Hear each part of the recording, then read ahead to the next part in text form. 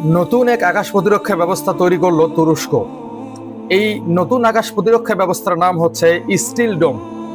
এতদিন মধ্যপ্রাচ্যে ইসরায়েল মনে করত যে তাদের আকাশ প্রতিরক্ষা ব্যবস্থা আয়রন ডোম পৃথিবীতে সবার সেরা, এবং মধ্যপ্রাচ্যে তাদের আকাশ প্রতিরক্ষা ব্যবস্থার থেকে শক্তিশালী কোনো আকাশ প্রতিরক্ষা ব্যবস্থা মধ্যপ্রাচ্যের কোনো দেশে নাই।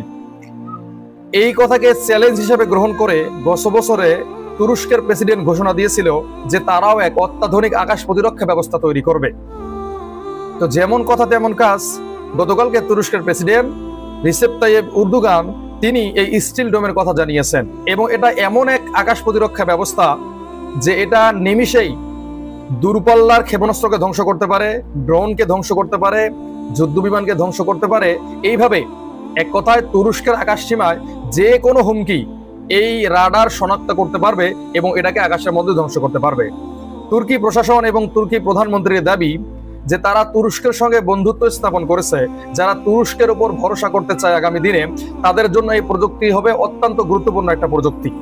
এই প্রযুক্তি দিয়ে আমরা শুধু আমাদের দেশের চাহিদাই মেটাবো না, যারা আমাদের বন্ধু রাষ্ট্র আছে তাদেরকেও এই আকাশ প্রতিরক্ষা ব্যবস্থা আমরা দিব, তারাও যেন তাদের আকাশ সীমাকে নিরাপদ রাখতে পারে। তো তুরস্কের এমন সাফল্যকে আমি ধন্যবাদ জানাই, এবং আমি চাই মুসলিম দেশগুলো প্রতিনিয়ত নতুন নতুন অস্ত্র তৈরি করুক এবং সারা পৃথিবীর ইহুদি খ্রিস্টানদেরকে বুঝিয়ে দেও যে মুসলিমরাও আর পিছিয়ে নাই। তো আমি আমার বাংলাদেশের 18 কোটি মানুষের কাছে আহ্বান করব যে আপনারাও এমন পদক্ষেপ নেন অস্ত্র শস্ত্র তৈরি করার জন্য, কারণ সামনের দিনগুলো যুদ্ধের দিন, সামনের বছরগুলো যুদ্ধের বছর। এই সময় যদি আমরা যুদ্ধ অস্ত্র প্রস্তুত করতে না পারি, যখন ম্যাসাকার যুদ্ধ শুরু হয়ে যাবে, তখন কিন্তু আমরা অনেকটা পিছিয়ে থাকবো এবং আমরা আমাদের ভূখণ্ড নিমিষে হারিয়ে ফেলবো।